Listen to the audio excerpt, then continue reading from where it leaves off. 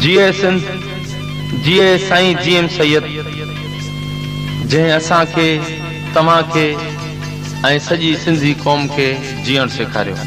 मुंहिंजा भाइरो, असांखे पंहिंजे कामेड़ दोस्तनि ते फ़ख़ुरु आहे जेकी झुरी सघनि था पर झुकी नथा सघनि। जो हिते आहे हक़ चवण ते फाहिया, हक़ चवण ते फाहिया, हक़ घुर त क़यामत या। आज़ाद वतन जी हुब महकूम जी हसरत या, आज़ाद वतन जी हुब महकूम जी हसरत।